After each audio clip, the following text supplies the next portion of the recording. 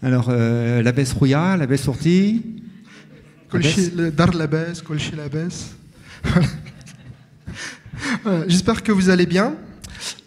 Si ça ne va pas, vous me dites. Je suis docteur Karim Khour, pharmacien responsable du préparatoire de la pharmacie Delpech à Paris. Moi, je suis Fabien Bruno, je suis pharmacien titulaire de la pharmacie Delpech à Paris. Bienvenue dans cet atelier sur la préparation magistrale. On est très content de vous voir aussi nombreux. Alors, on ne va pas vous faire des préparations, ce n'est pas des travaux pratiques. Par contre, on va vous donner des pistes, des outils, des astuces pour améliorer la qualité et la sécurité de la préparation magistrale. Et on va discuter ensemble de toutes les opportunités que crée la préparation magistrale. Et vous verrez qu'il y en a beaucoup plus que ce qu'on imagine.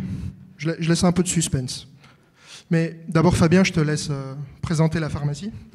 Voilà, donc moi, je suis Fabien Bruno, je suis le pharmacien titulaire. Je suis aussi expert à l'EDQM, c'est la pharmacopée européenne. Et puis, j'ai aussi travaillé beaucoup avec la NSM, le ministère, enfin l'agence du médicament française. Je ne suis pas du tout à l'USP, il y a une erreur, je ne sais pas d'où ça sort.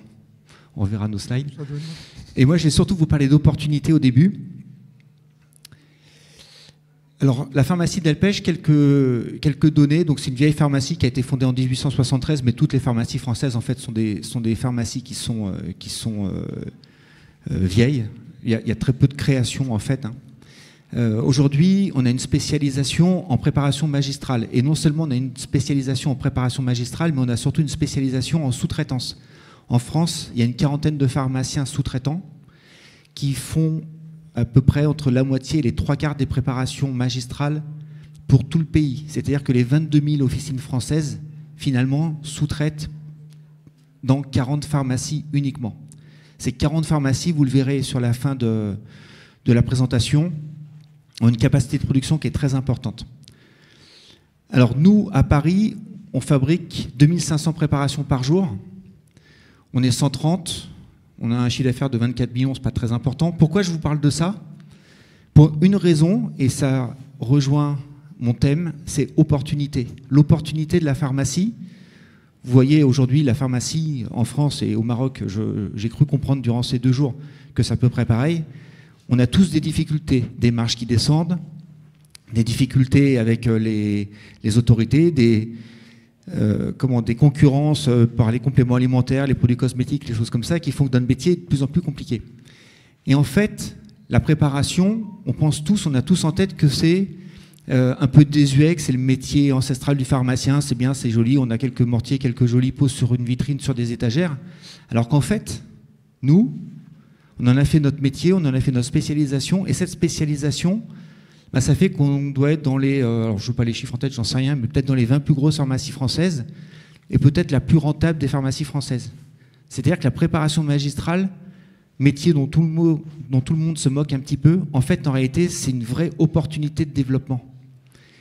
Et c'est une opportunité de développement, d'autant plus que ça répond à un vrai besoin. Je ne vais pas vous parler des ruptures, on en parlera un peu à la fin, mais c'est une opportunité de développement en pédiatrie. Aujourd'hui, quand vous avez une maman ou un papa, maintenant il faut faire attention en France, il faut toujours dire maman ou papa, ou d'ailleurs on ne sait pas trop enfin bref, qui vient vous voir avec une ordonnance d'athénolol parce que son enfant a un problème cardiaque, et bien l'athénolol en France, il n'y a pas de spécialité prévue pour la pédiatrie. Il n'y a que des spécialités adultes, 50 mg, 100 mg. Mais si vous devez donner 5 mg ou 6 mg à votre enfant, qu'est-ce qui se passe? Parce que les enfants marocains, ils sont malades comme les enfants français en réalité. Qu'est-ce qui se passe? On dit à la maman, tu prends un comprimé et puis globalement tu l'écrases et puis tu essaies d'en donner ce qu'il faut. Donc là, on est sur le problème de la maman qui va dire « mais moi je vais en donner un peu plus parce que j'ai envie qu'il guérisse plus vite », sans comprendre que finalement c'est une maladie chronique et de toute façon il faudra que l'enfant le prenne à vie, ou va en donner un peu moins en se disant « mais moi j'ai pas envie de donner un produit chimique à mon enfant, donc je vais en donner un peu moins, j'en donne parce que le médecin dit de le donner, mais globalement je vais pas en donner trop ». Et puis il y a la maman ou le papa qui veut donner la bonne dose, mais qui de toute façon n'y arrivera pas parce qu'on ne peut pas doser facilement un comprimé à écraser. C'est pas possible. Et donc, La pédiatrie, le vétérinaire, c'est la même chose. Hein. Vous avez un animal qui a besoin d'un traitement, par exemple le telmisartan, pareil, un produit qui était en rupture en France, il y a besoin d'une dose adaptée. Partir de la spécialité humaine pour faire une dose vétérinaire, c'est compliqué. La dermato, je ne vous en parle pas. Je pense que vous avez tous fait des préparations de dermato. Et donc, vous voyez que la préparation magistrale, aujourd'hui, non seulement il y a un intérêt économique, et il y a aussi un intérêt thérapeutique, très clairement. On aime bien mettre des petits points sur les cartes. Donc en fait, partout où il y a du vert, c'est des gens avec qui on est en collaboration. Alors on a mis la bonne carte du Maroc, tout va bien. Non, c'est la bonne carte. Hein. Et on aime beaucoup se balader. Alors on aime beaucoup se balader. Dernièrement, avec Karim, on a été en Finlande parce qu'on est les premiers à avoir une imprimante 3D au sein de la pharmacie. Donc c'est quelque chose qu'on développe. On travaille beaucoup avec l'Espagne, parce que les Espagnols ont une législation qui est un peu différente de la nôtre, mais globalement on est très proches. Et puis les Espagnols, ils mangent bien. C'est comme au Maroc, c'est sympa d'aller en Espagne. Donc on aime beaucoup aller en Espagne. En France, évidemment, tout le monde est invité à venir. Là, ça, c'était, il y a quelques semaines, c'était pour un projet vétérinaire. On a trouvé une molécule qui soigne une maladie qui est 100% mortelle chez le chat. Et avec cette molécule, on soigne quasiment 100% des chats. Donc c'est une avancée thérapeutique majeure en vétérinaire. Si vous suivez un peu Delpech sur les réseaux sociaux, vous verrez que ce médicament est quelque chose d'hyper important. Et là, si vous regardez, eh ben, il n'y a pas le drapeau du Maroc. Il n'y a pas le drapeau du Maroc. Et pourquoi il n'y a pas le drapeau du Maroc ? Parce qu'aujourd'hui, on n'a pas encore réussi à trouver une pharmacie partenaire qui veuille vraiment faire des préparations. Alors, on est en train, avec nos camarades, Sia, Myriam, de faire des choses. Mais encore une fois, la préparation, c'est quelque chose d'indispensable. Et on serait très content qu'il y ait des pharmaciens marocains qui viennent pour afficher après les drapeaux du Maroc sur notre pharmacie. Alors, rassurez-vous, il y a le drapeau du Maroc qui est prêt. Hein. On l'a déjà affiché. Il y a beaucoup de pharmaciens marocains qui sont venus nous voir. Mais sur le projet GS, ça n'y était pas. La Tunisie, avec nos confrères tunisiens, le Togo, et évidemment le Maroc, où on a Karim qui était intervenu avec Rachida il y a maintenant 2 mois, je crois. C'était à Rabat, hein, en octobre, oui. Et on a été aussi à Tanger dernièrement pour faire MedExpo, où on remercie notre ami Nordine, je ne sais pas s'il est là. Il n'est pas là, c'est l'ami, mais il y a sa fille en tout cas. Donc tu transmettras notre amitié à ton papa. Donc je vous ai dit, on est 40 pharmaciens en France à faire de la production de préparation magistrale en sous-traitance. Il y a 2 grandes associations, les PREF et le SN2P, qui regroupent l'intégralité des sous-traitants. Et ça aussi, ça nous donne une force auprès des autorités. Donc si vous voulez faire de la préparation et si vous voulez avoir un poids auprès du ministère, il faut aussi essayer de se regrouper avec des pharmaciens qui veulent faire de la préparation. C'est hyper important. Sachant qu'en fait, la réalité des choses, c'est que ce qui fait bouger le ministère, c'est souvent les associations de patients plus que les associations de pharmaciens. Mais quand on le sait et qu'on utilise aussi ce point, ces associations, bah finalement, on arrive à se développer. Je ne sais plus si je vous l'ai dit, parce que je perds un peu la tête, mais la progression de la pharmacie, on a dû faire... je vais remettre la diapo. Quand je suis arrivé en 2000, on était 10, on devait faire à peu près 250 prep par jour, et le chiffre d'affaires, c'était des francs, donc je ne me souviens plus. Mais vous voyez, on a fait x10 en 20 ans, ça fait quand même une belle progression. Et c'est que de la préparation magistrale. Et encore une fois, la préparation magistrale en France, il n'y a pas de raison qu'elle soit différente. Les besoins en préparation magistrale en France, ils n'ont pas de raison d'être différents des besoins en préparation magistrale au Maroc.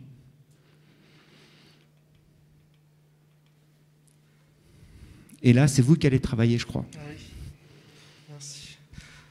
Merci Fabien. Alors oui, c'est un atelier, c'est pas une présentation, donc je vais vous faire travailler un petit peu aussi. Là, je vous propose de faire ce qu'on appelle une analyse SWOT de la préparation magistrale. Qu'est-ce que c'est ? C'est un petit exercice en fait qui est issu du milieu du marketing, qui va permettre en fait de bien cadrer les points forts, les points faibles d'un concept. En l'occurrence ici, la préparation magistrale. Alors, c'est un exercice que je faisais beaucoup quand j'étais à l'université. Et pour être honnête avec vous, je trouvais ça un peu gadget. Et puis finalement, récemment, dans le cadre du travail, j'étais amené à faire ce type d'exercice pour plusieurs concepts. Et finalement, c'était assez intéressant pour bien poser le débat et cadrer et bien commencer les discussions. Alors, en quoi ça consiste? SWOT, c'est en fait un acronyme. Donc, c'est S pour strength, les forces, W pour weaknesses, les faiblesses, O pour opportunities. Va bien? Opportunité. Good. On a dit que c'était pas le Marrakech du rire, non? Voilà, je voulais pas traduire, mais je peux pas faire l'affront. Et T pour threats, les menaces.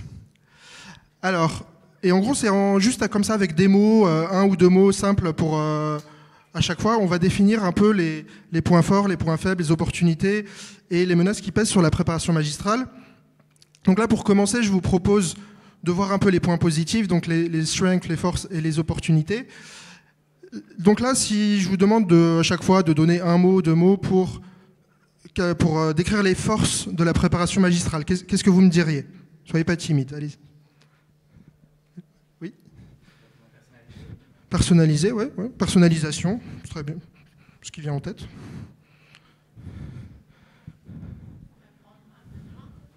Répondre à un besoin, ouais. Répondre à un besoin en pédiatrie. Oui.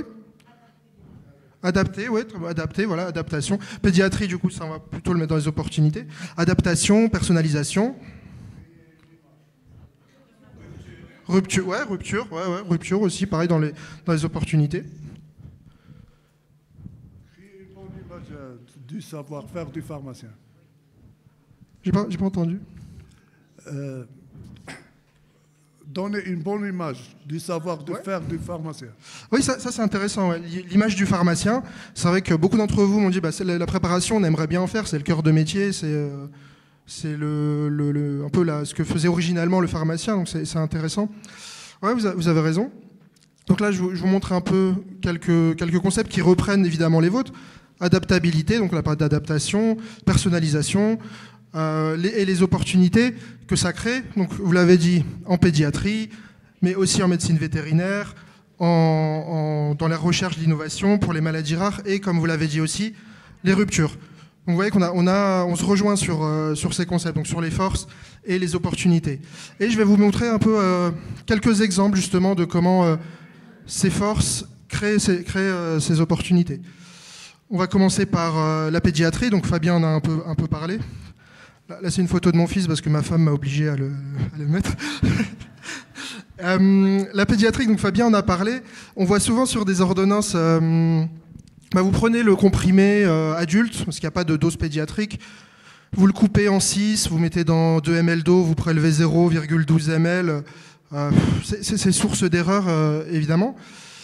Et alors qu'il y a des solutions, il y a des solutions possibles de faire des formes pédiatriques en gélules à ouvrir, en suspension. Il y a des possibilités. Et au cours de ce congrès, j'ai souvent entendu des pharmaciens ou même des médecins dire « Oui, la PrEP au Maroc, ça marche pas, les médecins ils prescrivent pas. » Et donc moi j'ai envie de répondre à cette question par une autre question. Mais comment font les médecins en fait? C'est-à-dire que comment on fait en pédiatrie? Et d'ailleurs justement j'ai cherché un petit peu de ce qui se passait au Maroc et je suis tombé sur une étude. Donc une étude auprès de pédiatres marocains. Et dans cette étude, on voit que 85% des pédiatres qui sont interrogés, ils disent qu'il manque de formes pédiatriques. Donc le besoin, il est là. Et les médecins, ils ont besoin des préparations magistrales. Donc c'est pour ça que quand les pharmaciens me disent « Oui, mais les médecins ne prescrivent pas », le besoin, il est là. Les médecins, ils vont prescrire. Il faut juste réussir à se mettre tous ensemble et mettre ça en place. Juste un exemple, parce que ça c'est très important, et je rejoins complètement Karim sur ce qu'il dit, on rejette la faute sur les médecins.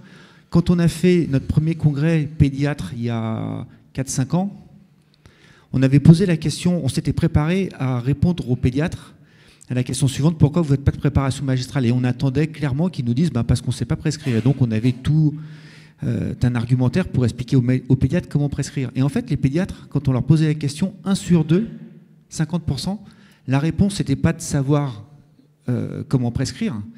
La réponse était de dire, mais moi je ne fais pas de préparation magistrale parce que mon pharmacien n'en fait pas. C'est-à-dire qu'en fait, c'est la profession elle-même qui se met des freins là où il y a un besoin pour les médecins et pour les patients. Oui, je suis tout à fait d'accord. Donc c'est plus... Enfin, le besoin, il est là, on le voit dans le monde entier, il est présent également au Maroc. Donc on a pu faire de l'adaptation de doses en pédiatrie, mais c'est valable aussi en médecine vétérinaire. Et on peut même aller plus loin, c'est-à-dire qu'on va adapter la dose donc pour un animal qui a un poids petit. Mais on peut aller plus loin et utiliser justement, vous en parliez, de la personnalisation de la préparation magistrale pour améliorer l'observance. Ça, c'est très important, l'observance au traitement. C'est une des plus grandes raisons d'échec des traitements, mais c'est un manque d'observance. Et là, que ce soit en médecine humaine ou en médecine vétérinaire, la préparation magistrale, par sa flexibilité et son côté personnalisable, permet d'améliorer l'observance. Par exemple, alors je ne sais pas si vous avez des chats, là, il y a de plus en plus de chats au Maroc. C'est difficile de faire avaler un comprimé à un chat, il faut l'attraper, il faut se battre avec. Il y a des formes galéniques qui existent et qui permettent de faciliter l'observance. Là, par exemple, vous voyez un petit dispositif, c'est en fait ce qu'on appelle un stylo transdermique. J'en ai mis un sur le bureau, si tu veux montrer. Et en fait, dans ce dispositif qui ressemble à un stylo, on met une crème qui contient le principe actif. Cette crème, on va venir l'appliquer gentiment sur la peau de l'oreille du chat, qui est très fine, très vascularisée. Et le principe actif va diffuser dans la circulation sanguine et agir. Donc on va complètement court-circuiter la voie orale. Pareil, on a un autre exemple de galénique adaptée. Alors je vais essayer de relancer le... Hop. Là, vous voyez le chat. Là, il n'y a pas besoin de se battre. Vous voyez, on propose au chat le traitement. Là, c'est un chat malade avec un vrai médicament. Et il le prend très facilement. C'est vraiment très, très, très, très facile à administrer. Et au début, pareil, on a eu des remarques des vétérinaires qui nous disaient « Oui, d'accord, mais votre préparation, elle est plus chère que si je demande au propriétaire de couper le comprimé en 8 et de le mettre dans l'eau. » Et c'est pas toujours vrai, mais parfois c'est le cas. Mais on a très vite remarqué avec la préparation vétérinaire que les propriétaires, ils étaient prêts à payer plus cher pour pas se casser la tête, en fait. C'est-à-dire qu'il y a eu des études même là-dessus, alors dans plusieurs pays. Là, je vous ai mis dans une étude, ils montraient que 60% des propriétaires, ils sont même prêts à payer jusqu'à 3 fois plus cher si le traitement est facile à donner. Et c'est vrai que pour des traitements comme ça, chroniques, que l'animal doit prendre à vie, oui, si on doit se battre matin et soir avec le chat, ou alors juste poser comme ça le médicament et le chat le prend tout seul, ouais, je pense que moi aussi je serais prêt à payer plus. Je n'hésite pas. Et ça, c'est des formes qui sont... Alors c'est technique, hein, c'est assez novateur, mais c'est pas difficile à faire. Ça peut très facilement être fait au Maroc aussi. Je connais des pharmacies, des toutes petites pharmacies hein, au Portugal, en Roumanie, qui font ce type de PrEP. C'est pas compliqué à faire. Et toujours sur la préparation magistrale vétérinaire, en ce moment, elle est très sur le devant de la scène. Alors Fabien vous en a touché un mot tout à l'heure. En ce moment, pourquoi la préparation fait la une? Parce qu'en fait, il y a une pathologie, donc c'est une pathologie qu'on connaît depuis 50 ans, qui s'appelle la péritonite infectieuse féline. C'est une maladie mortelle du chat. Et c'est-à-dire qu'il y a beaucoup de chats qui l'attrapent, et c'est une maladie qui est 100% mortelle. C'est-à-dire que le chat l'attrape, en moyenne, au bout de 10 jours, il meurt 100%, c'est sûr. Et il n'y avait pas de traitement pour cette maladie. Et un jour, donc, en fait, cette maladie, elle est causée par un coronavirus. Et du coup, pendant la période Covid, il y a eu beaucoup de recherches faites sur les coronavirus. Et il y a eu des chercheurs américains qui ont montré qu'une molécule, donc ici le GS44-1524, permettait pour la première fois de guérir cette maladie. Et vraiment de sauver des chats. Ça n'avait jamais été fait jusque-là en plusieurs décennies. Et donc du coup, forcément les vétos, quand ils ont découvert ces résultats, ils se sont dit c'est super, mais comment on peut se procurer cette molécule? Il n'y avait pas de spécialité sur le marché, il n'y avait rien de disponible, pas de forme commerciale. Alors la seule solution, c'est la préparation magistrale. Et donc, on a eu des Anglais qui ont sorti cette molécule, et très vite, ça a fait tache d'huile, c'est-à-dire que nous, on a sorti également cette préparation, et je peux vous dire que, à partir du moment où on l'a sortie, les vétérinaires étaient comme des fous à vouloir se la procurer, à tel point que là, aujourd'hui, en termes de chiffre d'affaires, c'est un de nos best-sellers, entre guillemets. Et c'est vraiment quelque chose qui donne une renommée. C'est-à-dire qu'aussi, les autres pays n'ont pas forcément lancé cette préparation magistrale, parce que pareil, ils n'ont pas forcément beaucoup travaillé sur la préparation vétérinaire. Et là, à partir du moment où on l'a sorti, on a eu des demandes de toute l'Europe quasiment.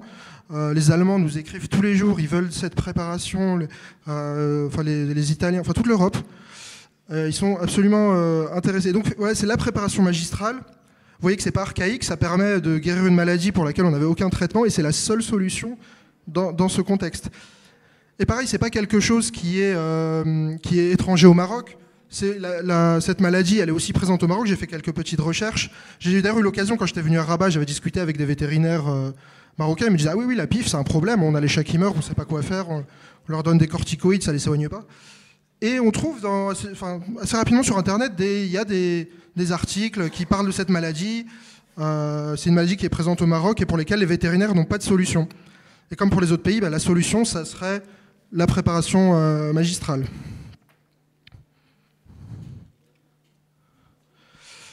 On a parlé de pédiatrie, de vétérinaire. On a aussi parlé pour les maladies rares, finalement, pour lesquelles l'industrie n'a pas mis en place de médicaments et ne va probablement pas en mettre en place. Parce que là, on a des maladies, on parle de 10 patients dans un pays, c'est des choses qui évidemment sont pas rentables, et je blâme pas les industriels pour ça, faut aussi qu'ils vivent. Et je vais vous donner un exemple de ce qu'on a vu dans notre pharmacie. C'était donc un médecin qui nous contacte, et un médecin qui fait aussi de la recherche dans son hôpital sur les douleurs. Et ce médecin avait un petit garçon qui souffre d'une maladie qui s'appelle érythermalgie primaire. En fait, cette maladie, comment elle se manifeste, ça provoque au niveau des bras, des bras, mains, des jambes, des crises de douleur extrêmement intenses. Mais on parle vraiment intense, 10 sur 10 sur l'échelle, quoi. C'est pareil, rougeur extrême, chaleur extrême, douleur extrême, et vraiment insupportable. Et pareil, il n'y avait pas de traitement pour cette maladie. Le seul traitement, entre guillemets, jusqu'à présent, les patients, qu'est-ce qu'ils faisaient? Ils se mettaient les pieds et les mains dans la glace. Et pendant des années. Et d'ailleurs, les patients adultes qu'on connaît qui ont grandi avec cette maladie, souvent, ils ont eu des amputations, parce que, à force de se mettre les pieds dans la glace tous les jours, ils ont eu des nécroses des vaisseaux, de la peau, et ils ont fini par être amputés. Donc, pas de traitement.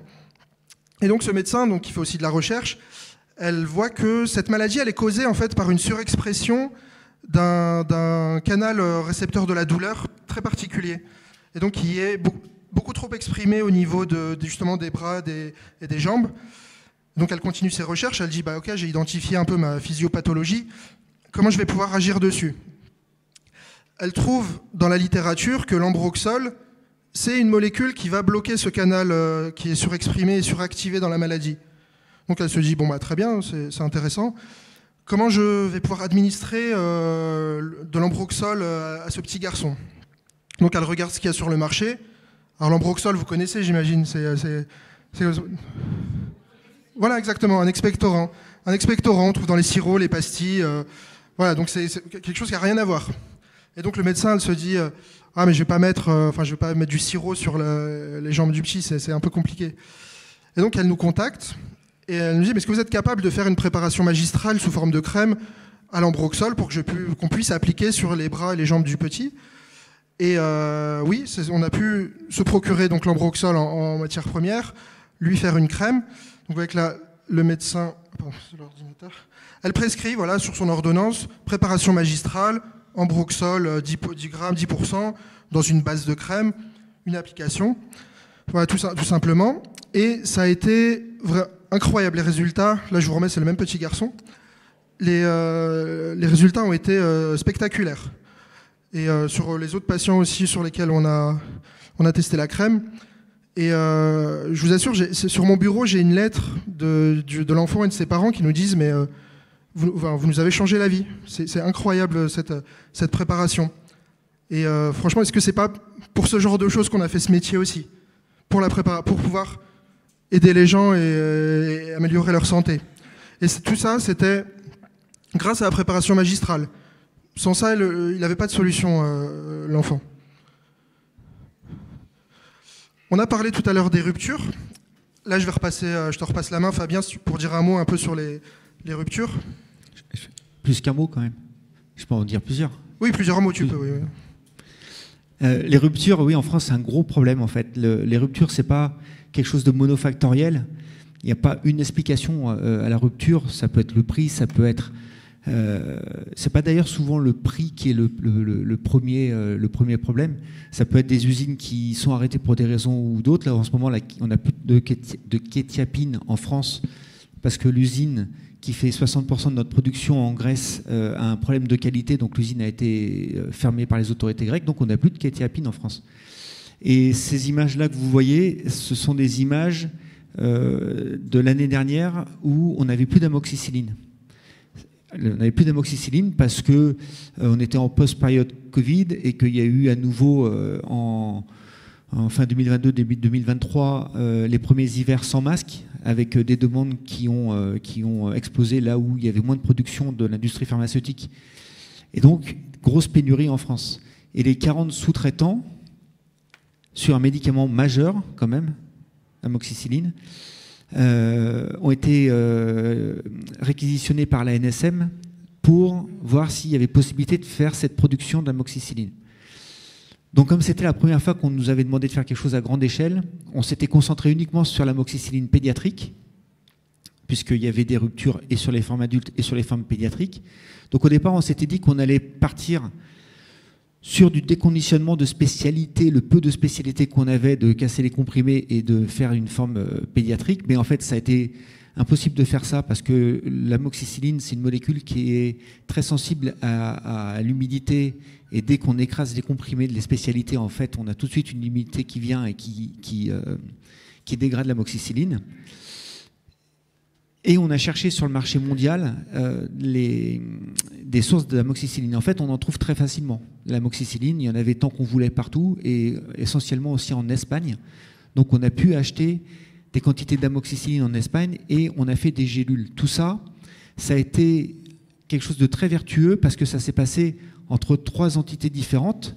Le ministère, donc la DGS et la NSM, donc la Direction Générale de la Santé et l'Agence du Médicament, qui ont piloté toute cette production, les 40 sous-traitants français qui ont fait la production en gélules, donc on a fait 125 mg, 250 mg et 500 mg, sans excipients, c'était relativement simple à faire, et les hospitaliers français qui ont fait un contrôle qualité sur nos productions, c'est-à-dire qu'on envoyait des séries de gélules aux hôpitaux, et les hôpitaux contrôlaient les productions de gélules. Et donc, si vous voulez, c'est la première fois en France qu'on a cette activité avec à la fois les hospitaliers, le ministère et les officinaux pour mettre en place une solution pour pallier cette rupture.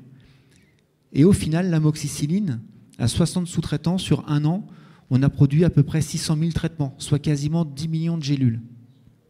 Ce qui est quand même, pour des officinaux, une production qui correspond à environ 30% de la production pédiatrique annuelle.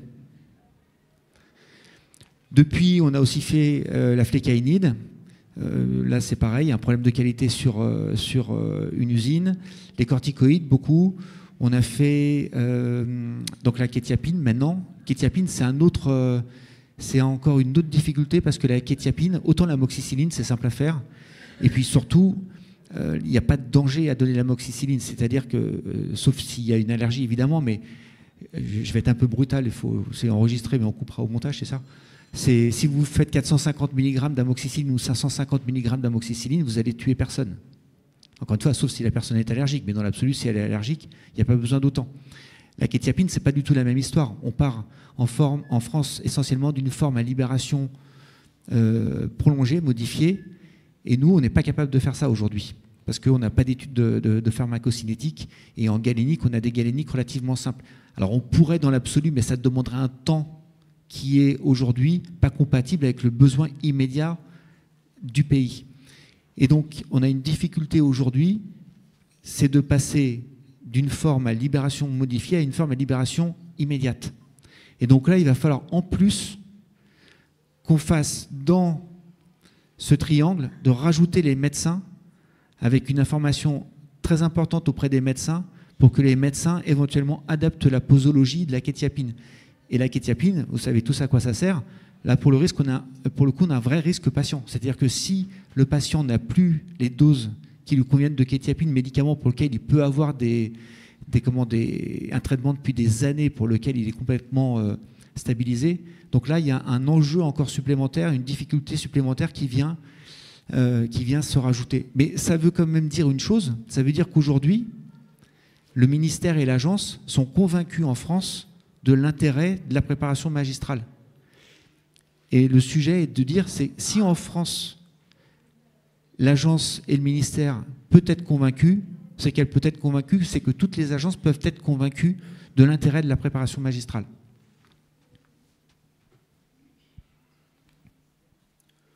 Donc là, on a parlé de pédiatrie, vétérinaire, recherche, maladie rare, rupture, enfin recherche justement. Je vous dis juste quelques mots justement sur l'aspect recherche. Comme disait Fabien tout à l'heure, on a commencé à travailler sur une technologie imprimante 3D pour les préparations. On a aussi fait une publication scientifique pour le fameux stylo pour le chat dont je vous ai parlé tout à l'heure. Là, je vous dis ça pourquoi ? Parce qu'en fait, on a beaucoup de pharmaciens qui nous disent en fait, ouais, non, la préparation, ça n'existe plus, c'est plus d'actualité, c'est archaïque. Et en fait, non, vous avez vu à travers tous ces exemples, c'est quelque chose de très moderne. On fait des galéniques innovantes, on fait de la recherche, et on apporte surtout des solutions en fait qui n'existent pas. Donc qu'est-ce qui est plus d'actualité que ça en fait. Donc voilà, c'était juste la partie recherche pour vous dire ça. Mais on va poursuivre notre petit exercice. Là, on a présenté le tableau positif, tous les avantages de la préparation magistrale, mais évidemment, il y a aussi des aspects plus négatifs. Donc là, je vais à nouveau vous faire travailler. Si vous deviez me donner quelles seraient les faiblesses, les points faibles et les menaces qui pèsent un peu sur la préparation magistrale, qu'est-ce que vous me diriez ? Stabilité, ouais, très bien. Les matières premières, oui. Ça j'ai beaucoup de temps. On va en parler. La législation, ouais. Conditionnement, oui. La formation, ouais. Oui, c'est vrai, à la fac, il y a de moins en moins d'heures sur la prep.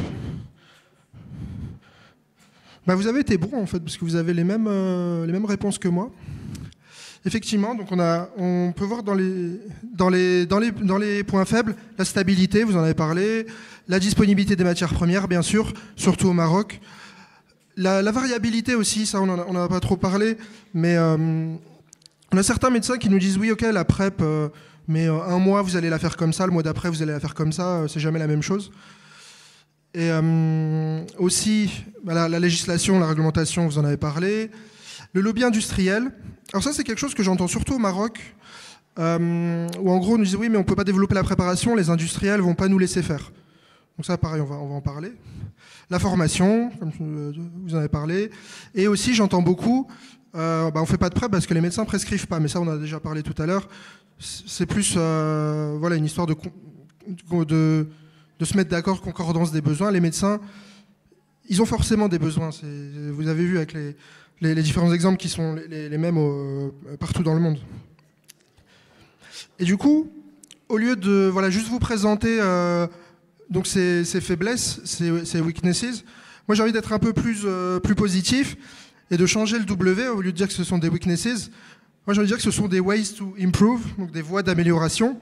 Et on va discuter ensemble justement de tous ces points négatifs dont on a parlé, comment essayer de les améliorer pour développer la préparation magistrale au Maroc et de manière générale. Sur la variabilité, par exemple, il existe des petits appareils, ça c'est un petit mélangeur qu'on a à la pharmacie, ça coûte pas très cher, ça c'est dans 800 dirhams, un truc comme ça. Et c'est quelque chose du coup qui vous permet de standardiser un peu vos protocoles de fabrication. C'est-à-dire que votre crème, que ce soit Rachida ou Fabien ou qui que ce soit qui la fasse, elle sera toujours de la même qualité. Et pareil, ça vous pouvez l'associer avec de la documentation qualité, donc de mettre en place des procédures pour utiliser ce genre d'appareil, et ça vous apporte une standardisation justement des procédés de fabrication, et ça évite d'avoir des préparations qui subissent la variabilité inter-opérateur. Non, c'est un mélangeur en fait. Vous mettez, imaginez, vous avez votre pot et en fait ici il y a une hélice à l'intérieur qui va tourner très très vite et qui va homogénéiser la crème. Un agitateur en fait. Un mélangeur, ouais. Ah, alors, je pourrais pas vous le confirmer. Oui, il y en a. Vous me dites quoi? Honnêtement, je peux pas vous dire oui ou non. Je sais pas. Oui, en fait, je l'ai converti en euros pour vous donner les petites idées. On l'achète 80 €, ce qui fera 800 dirhams à peu près. Après, oui, tu veux dire quelque chose, Fabien? En fait, j'ai regardé parce qu'il y a plusieurs pays qui m'ont demandé. En fait, on le trouve sur Amazon. Vous pouvez le trouver sur Amazon. Alors, c'est un peu plus cher. Vous n'avez pas Amazon ici? Bon, bah alors... Mais en fait, si vous tapez homogénéiseur dans la barre de recherche Google, je pense que vous trouverez, il y a énormément de modèles. On a mis celui-ci, mais en fait, il y a beaucoup de modèles homogénéiseurs. Oui, celui-là s'appelle homogénéiseur VEVOR, V-E-V-O-R, mais il y a beaucoup de modèles qui sont similaires qu'on trouve facilement. Concernant la stabilité dont vous parliez tout à l'heure, il y a des données, enfin on peut trouver des sites, par exemple le site Stabilis qui donne énormément d'infos sur la stabilité des préparations, mais aussi on peut imaginer des collaborations comme ce dont tu parlais, Fabien, par exemple, de collaborer, vous pouvez vous rapprocher d'une pharmacie hospitalière qui va pouvoir faire des contrôles de stabilité. Eux, ça les intéresse parce que comme ça leur fait des données, ils vont publier. Pareil pour l'université. Eux, les universitaires, ils sont très très friands de ce genre de choses. Ça, vous leur dites, on aimerait bien à plusieurs pharmacies comparer nos préparations magistrales, la stabilité, etc. Eux, ils vont être très contents de faire une publication là-dessus. Et ça vous coûte, ça vous coûte quasiment rien. Donc c'est des petites astuces comme ça qu'on peut mettre en place pour améliorer la qualité, notamment au niveau de la variabilité et de la stabilité. Au niveau de la formation, pareil, il y a beaucoup de sites qui sont disponibles, qui apportent pas mal de formules, qui donnent des modes opératoires. Là, je vous parle particulièrement des sites qui sont proposés par notre partenaire du jour, Idris Software, que je remercie, je sais pas, le gérant, M. Corbet, que je remercie de nous sponsoriser aujourd'hui. Donc vous avez des PrEP ici qui s'appellent donc une gamme de sites EasyPrep, EasyPrep pédiatrie, EasyPrep vétérinaire, EasyPrep rupture. Et c'est des sites qui sont à l'attention de tout le monde. C'est-à-dire aussi bien le pharmacien que le médecin que le patient. Et vous allez pouvoir trouver des informations sur des formules, il y a aussi un peu de données de stabilité, des législations. Il y a beaucoup de choses sur ces sites. Et aussi, vous pouvez aussi poser des questions. Donc c'est des sites qui sont assez complets pour la formation. Mais c'est des sites qu'il faut aller... la formation, malheureusement, là, on a la même chose en France, c'est-à-dire que la préparation magistrale, elle est de moins en moins enseignée, il y a de moins en moins d'heures de TP, et parfois on est malheureusement obligé d'aller se former soi-même, ce qui n'empêche pas aussi de râler un peu auprès des autorités, de leur dire, mais attendez, regardez la préparation, de leur montrer tout ça et de leur dire, regardez, nous on a besoin de la préparation magistrale, remettez un peu d'heures d'enseignement quand même, parce que ça marche pas toujours, mais il faut se battre. Et de la même façon, donc, j'ai voulu transformer les faiblesses en voies d'amélioration. Les menaces, donc le T for threats, j'ai envie de le changer en T pour talk to each other. Alors quand je parle comme ça fait un peu Jean-Claude Van Damme, mais je vous assure, c'est très important. Pourquoi talk to each other? Fabien, tu en as un peu parlé tout à l'heure. C'est très très important de parler en fait et de collaborer, d'échanger des informations, que ce soit avec les autorités, les prescripteurs, l'assurance maladie. On n'a pas parlé du remboursement, mais c'est aussi un facteur, un point d'interrogation pour les PrEP. Et avec évidemment les autres pharmaciens. Donc là, c'est ce qu'on est en train de faire aujourd'hui. Ça, c'est un très bon point. Je vous félicite d'être là aujourd'hui. Par exemple, pour les autorités, je vous donne un autre exemple. On avait le cas d'un enfant qui avait une maladie, donc une mastocytose en fait. Et cette maladie, en fait, ça le rend allergique à énormément de choses et à la plupart des traitements. Donc, il ne supporte pas les excipients. Et en parallèle, ce pauvre enfant, il avait aussi une maladie thyroïdienne. Il avait besoin de prendre des hormones thyroïdiennes, de lévothyrox. Et il n'y avait aucune forme de lévothyrox du marché qu'il pouvait prendre, que ce soit en gouttes, en comprimé, parce qu'il ne supporte pas du tout les excipients. C'est-à-dire qu'il prend les formes commerciales, il va faire des énormes réactions allergiques. Et donc cet enfant, il n'avait aucun moyen de se soigner, donc son état de santé se dégradait. Il était hospitalisé et très franchement, les médecins et ses parents craignaient vraiment pour sa vie, hein, disons-le. Et donc les médecins nous ont demandé, en fait, mais est-ce que vous ne pouvez pas faire une préparation magistrale justement avec des hormones thyroïdiennes? Et il se trouve que c'est interdit. C'est-à-dire qu'en France, depuis 2006, il est stipulé vraiment dans les textes de loi, il est interdit de faire une préparation magistrale avec des hormones thyroïdiennes. Et donc, qu'est-ce qu'on a fait? On s'est dit, on va demander aux autorités, on leur a présenté le cas, mais tel quel, en toute transparence, on leur a dit, regardez, cet enfant, il n'a pas de solution, il doit prendre des hormones thyroïdiennes sous forme de préparation adaptée à ses allergies. Qu'est-ce que vous en pensez? Est-ce que vous pensez qu'on peut quand même le faire? Et là, les autorités nous disent, écoutez, si vous le faites, demandez bien le dossier complet, endocrinologue, allergologue, tout, et on vous dit pas non. Ils donnent pas, évidemment, ils ne vont pas mettre un tampon avec le truc qu'on le fait, mais ils vous disent pas non. Voilà, oui, c'est une tolérance, mais c'est déjà bien. Et donc, grâce à ça, on a pu faire une préparation. Et là, cet enfant, l'enfant, il va beaucoup mieux. Il est à la maison, il va à l'école, et tout va bien. Vous voyez ce genre de choses? Parce qu'on a souvent tendance à fuir les autorités et à avoir peur, en fait, des autorités, se dire moi je les vois et mieux c'est. Et nous on pense que c'est tout le contraire. Il faut parler à vos autorités, il faut parler à votre inspecteur, à l'agence du médicament, il faut qu'ils vous connaissent, qu'ils sachent ce que vous faites, et il ne faut pas avoir peur, en fait. Alors il faut évidemment respecter ce qu'ils disent, mais il ne faut pas avoir peur des autorités. C'est pas quand on dit les autorités, on imagine qu'il y a une entité sans visage, sans âme, sans rien. Et non, en fait, les autorités, c'est qui? C'est des pharmaciens comme vous, comme moi, et ils comprennent aussi les problèmes, et donc il faut discuter avec eux. Et comme tu l'as dit aussi, Fabien, pour l'amoxicilline, ça a permis de mettre en place... Au début, ils connaissaient pas très bien justement le potentiel de la préparation magistrale dans les ruptures. Et maintenant, c'est limite, c'est eux qui viennent nous solliciter pour dire attention, on nous a alerté, on va avoir une rupture de ça en France, préparez-vous, il nous faudra des PrEP. Et donc, les échanges comme ça avec les autorités, ça permet vraiment... ça change vraiment la donne au niveau de la préparation magistrale. Et c'est le cas pour les matières premières, en fait. Par exemple, si jamais la législation pour l'importation, par exemple, de matières premières, elle est trop contraignante, il ne faut pas hésiter à faut le signaler, il faut parler avec la DMP, enfin la nouvelle agence. Je suis madame de la DMP. Ça va? De la DMP, parler avec l'agence, parler avec le ministère, parler avec les syndicats, avec l'ordre. C'est des choses qu'il faut signaler parce que la législation ne va pas changer toute seule. Il faut forcer un peu les choses, il faut discuter. Pareil pour le remboursement, avec l'assurance maladie. Là, vous vous souvenez de la crème pour l'enfant qui avait les jambes et les bras qui est très douloureux. Alors au début, ça se passait bien, et puis un jour, assez rapidement, au bout de quelques mois, l'assurance maladie nous dit non, on ne va plus rembourser cette crème, en fait, parce qu'on ne la connaît pas et c'est bizarre. Donc on ne va plus la rembourser. Et la maman, donc... elle nous dit, moi c'est une catastrophe, elle a arrêté de travailler pour s'occuper de son enfant malade, elle est toute seule. Elle me dit clairement, j'ai pas les moyens de payer cette crème, c'est pas possible. Et donc, qu'est-ce qu'on a fait? On a contacté le médecin, on s'est mis tous ensemble avec la maman, et on est tous allés voir, on a fait une réunion avec l'assurance maladie.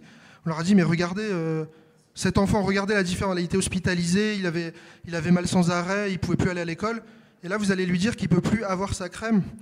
C'est pas humain. Et donc, l'assurance maladie, donc, elle a été très à l'écoute de ça, et donc finalement, ça a permis de débloquer la situation. Mais donc, il fallait aller. Faut pas avoir peur d'aller vers eux, il faut parler avec eux. Pareil avec les prescripteurs. On a énormément d'exemples de médecins qui connaissaient pas la préparation magistrale, qui disaient non, j'ai jamais vu à la fac, je connais pas. Et puis un jour, ils essayent, donc parce qu'ils ont un besoin particulier, ou on les croise sur un congrès, on leur explique. Ils essayent. Et ces médecins, maintenant, ils prescrivent, mais tous les jours. Vraiment, tous les jours, ils prescrivent énormément de préparation. Et qu'est-ce qu'ils font également? Ils en parlent aux autres médecins. Ça, ils vont faire des staffs à l'hôpital, ils vont eux-mêmes sur les congrès de médecins, ils discutent entre eux, ça fait tache d'huile, et ça fait la promotion de la préparation magistrale. Et là, ces médecins, vraiment, ça répond... C'est pour ça que quand on dit les médecins, ils prescrivent pas, ils n'ont pas de besoin. Moi, je suis persuadé que les médecins seront très intéressés par tout le potentiel de la préparation magistrale.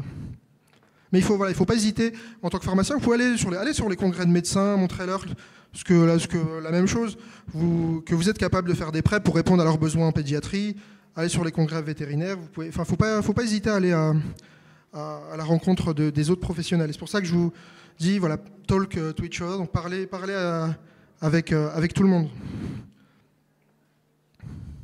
Et c'est pareil pour la matière première, donc pour y revenir, parce que je sais que c'est le problème majeur. Donc on a parlé de l'importation, faut pas hésiter à discuter. Mais par exemple, on me dit aussi beaucoup, avant j'achetais chez tel ou tel fournisseur, Cooper ou d'autres, et ils ont arrêté de le faire. Mais il par exemple, faut pas hésiter. Écrivez-leur, dites-leur, moi j'ai besoin. Pourquoi vous faites plus cette matière première? J'en ai besoin.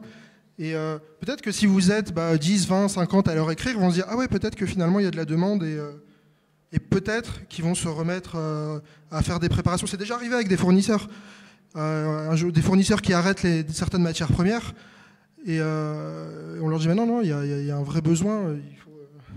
Et donc finalement ils les remettent au catalogue. Pareil avec les industriels, vous avez beaucoup de grandes industries au Maroc pharmaceutique. On peut imaginer des discussions, parce que ces industriels, ils ont des matières premières, donc on peut imaginer discuter avec eux, voir si eux sont capables de céder une partie de leur production. Évidemment, ça ne va pas se faire comme ça en claquant des doigts, mais on peut déjà les contacter, discuter avec eux, voir si c'est possible. C'est pour ça que j'ai envie de vous motiver aujourd'hui, de dire, allez-y, parlez aux autres acteurs, parce que sinon la situation, malheureusement, elle peut pas changer. Donc là, c'était un exemple pour les autorités, donc avec l'ANSM, l'Agence française du médicament. Donc, suite à la rupture d'amoxicilline, elle a publié sur son site une monographie pour les gélules d'amoxicilline. Et c'est juste pour vous montrer en fait qu'à la fin de la monographie, il y a une rubrique remerciements et qu'ils nous ont mis dans toutes les rubriques en fait d'Alpha. C'est pour vous dire que finalement, les autorités, elles sont reconnaissantes. En fait, on est allé les voir en leur disant on est capable de faire ça. Et à la fin, c'est elles qui nous remercient et qui nous disent ah ouais, la prochaine fois, je reviendrai vous voir. Et donc, il faut vraiment pas avoir peur d'aller demander des choses à votre inspecteur, à l'agence du médicament, parce que finalement, tout le monde a envie que la situation s'améliore et que les patients aillent mieux. Donc là, j'ai beaucoup parlé. Je vous propose un nouvel exercice. On va faire une petite mise en situation pour vous montrer un peu concrètement comment tout ce dont on a parlé, les problèmes de variabilité, stabilité, matières premières, comment concrètement on peut avec des petites astuces, mettre ça en place. Donc là, je vais demander à mon assistant, Dr Fabien Bruno, de prendre place. Alors, on imagine la belle paillasse ici, comme au préparatoire, le bon mortier. Rachida, t'as les petits pots, s'il te plaît? Faut toujours... Sois pas timide, Rachida. Chokran. Voilà, des petits pots. Donc là, on imagine, on est au préparatoire de la pharmacie. Voilà, Fabien. Donc là, Fabien, il fait sa petite préparation, il est bien habillé. Est-ce qu'il est bien habillé pour faire une préparation, là, vous? Non? Non, effectivement, je suis assez d'accord. Voilà ce que... Voilà, c'est exactement. Donc là, ce qu'on va faire, c'est que Fabien va faire sa petite préparation. Et à chaque fois que vous voyez un point critique, vous intervenez, vous dites non, là, ça pose problème, il peut y avoir ce genre d'incident. Donc là, évidemment, Fabien va s'habiller en conséquence pour faire une préparation. Waouh!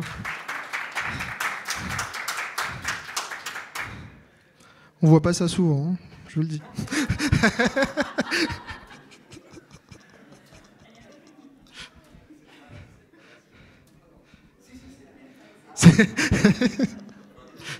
C'est pas la mienne, c'est sûr. Non. C'est la mienne parce que, comme je vous disais, vous voyez, on travaille beaucoup avec les autres. Et là, je vais faire de la pub à mes copains espagnols, comme ça ils me réinviteront au congrès. C'est l'ACMI, c'est la Société espagnole de préparation magistrale. Voilà. Donc, quand ils me verront, ils pourront dire que je leur fais de la pub.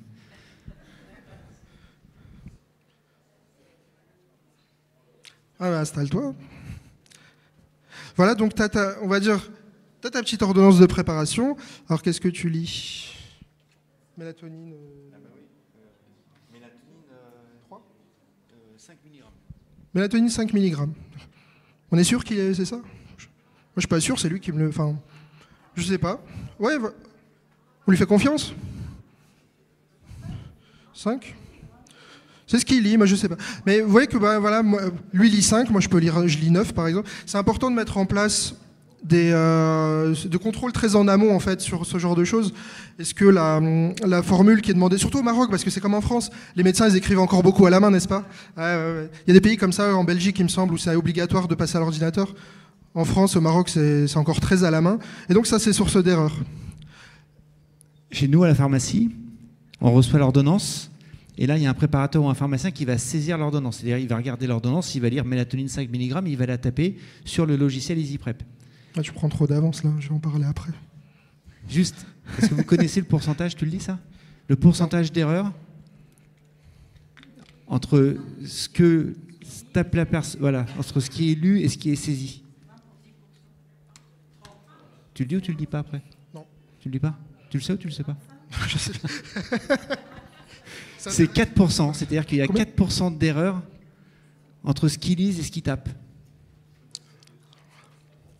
C'est beaucoup, hein. Oui, c'est beau. C'est pas 4%, ouais, c'est pas négligeable. Donc.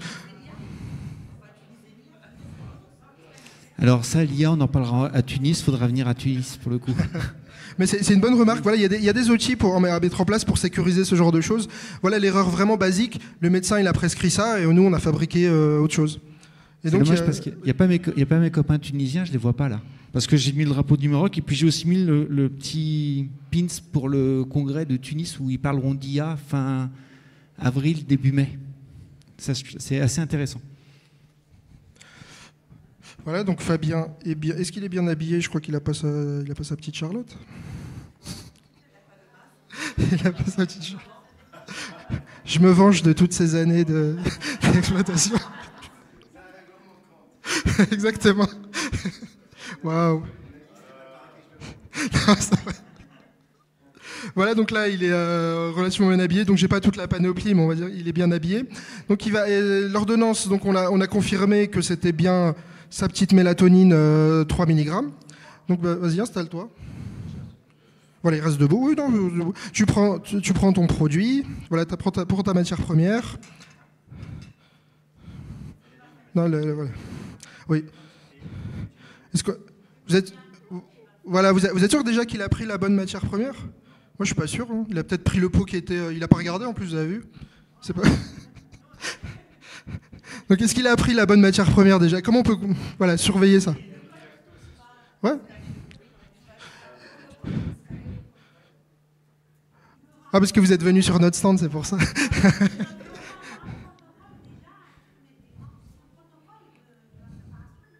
Oui, mais il y a le protocole. Oui, bien sûr.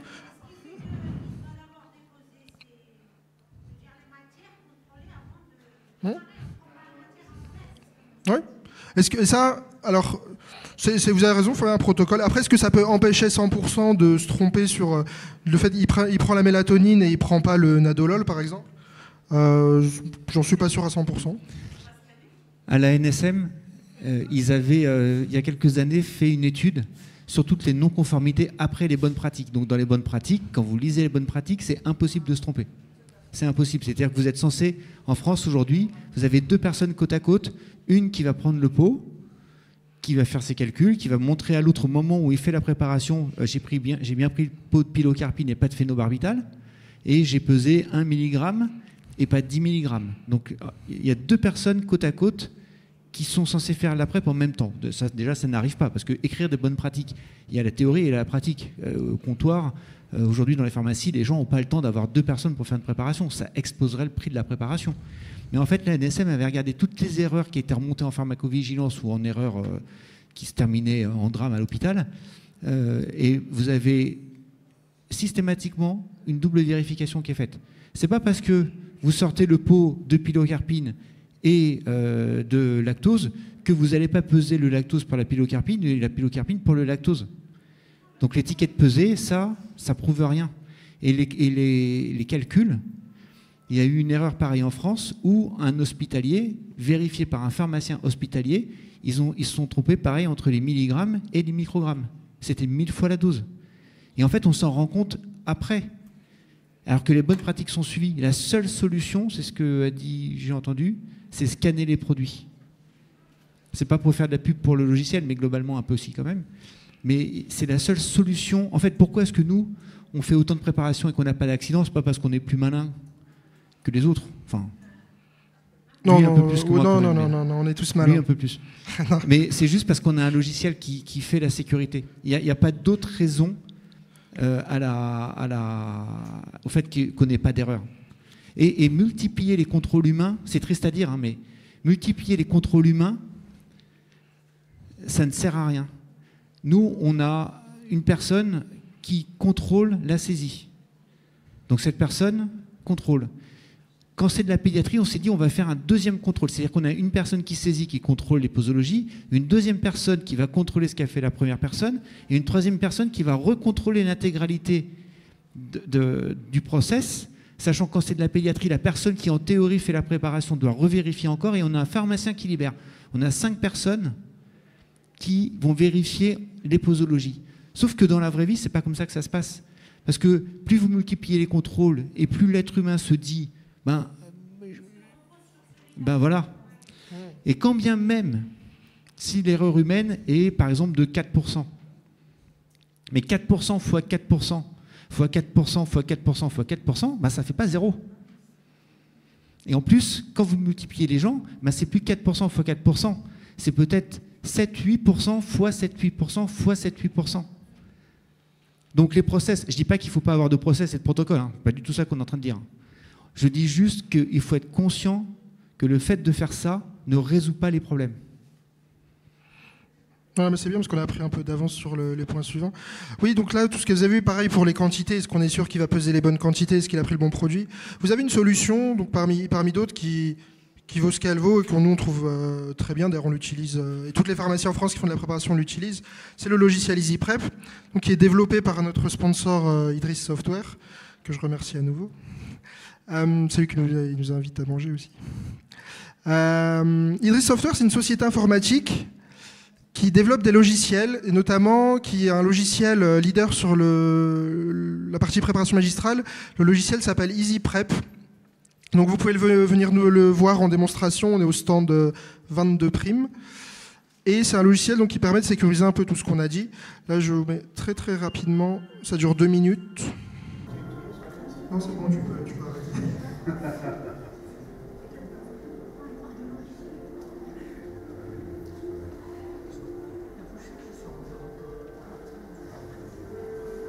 Simple, EasyPrep gère toutes les étapes de la préparation et les différents registres. Lors de la réception des matières premières, EasyPrep permet d'un scan d'identifier vos produits et d'authentifier vos certificats d'analyse.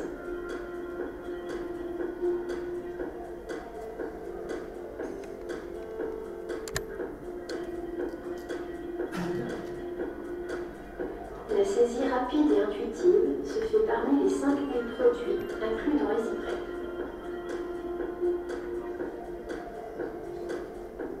Chaque forme galénique est déjà paramétrée pour une tarification au plus juste. La fabrication est totalement sécurisée par le contrôle informatique et par la connexion avec la balance. La fiabilité du logiciel vous garantit des préparations pleinement conformes aux bonnes pratiques. Lors de la libération, votre pharmacien a accès à toutes les données de la préparation. Ordonnance, suivi du patient, dossier de lot, notice ou tout autre document ou information nécessaire. Votre pharmacien libère alors en toute confiance.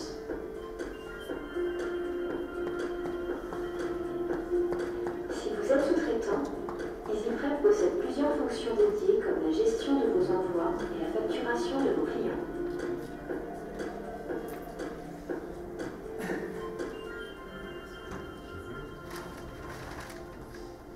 EasyPrep fonctionne en mono ou en multiposte. L'enregistrement informatique, comparativement aux enregistrements manuels, vous fait gagner jusqu'à 5 fois plus de temps et est la seule garantie d'une traçabilité optimale. L'investissement d'EasyPrep est rentabilisé à partir de 2 préparations par semaine.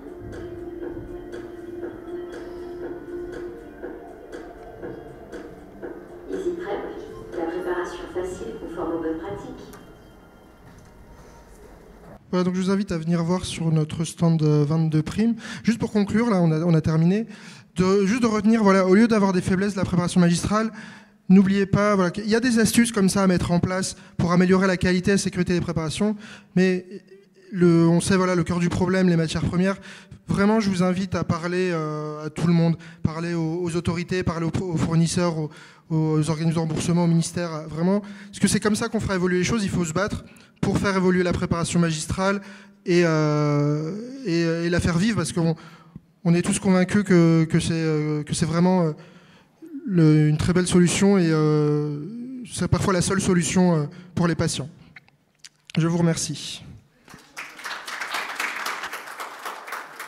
Shukran. Shukran. Shukran. Voilà. Shukran bzaf.